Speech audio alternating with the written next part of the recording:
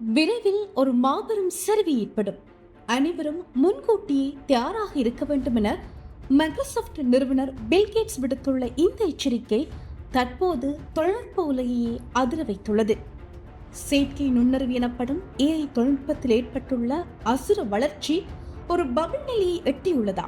இது எப்போது வெடிக்கும்? விரிவாக பார்ப்போம்.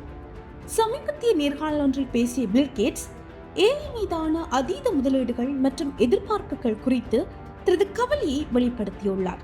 அவர் கூறுகையில், எந்த ஒரு புதிய தொழில்நுட்பம் வரும்போதும் அதன் மீது அதீத ஆர்வம் ஏற்படுவது வழக்கம். ஆனால் தற்போது AI துறையில் நடக்கும் முதலீடுகள் அதன் உண்மையான பலனை விட பல மடங்கு அதிகமாக உள்ளது. இது ஒரு பொருளாதார குமிழி போன்றது. இந்த குமிழி உடையும் போது மிகப்பெரிய நிதிச்சரிவு ஏற்பட வாய்ப்புள்ளது என எச்சரித்துள்ளார்.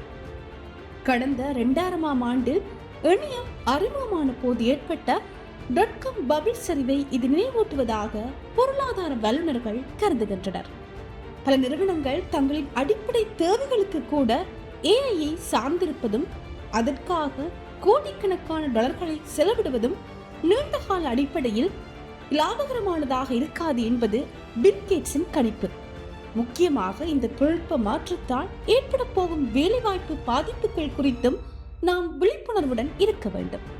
நாம் முன்கூட்டியே தயாராக இருக்க வேண்டும் என்று அவர் சொல்வது தொழில்நுட்பத்தை ஒதுக்கி வைக்க அல்ல, மாறாக வரப்போகும் பொருளாதார மாற்றங்களை கையாள தயாராக இருக்க வேண்டும் என்பதையே குறிக்கிறது.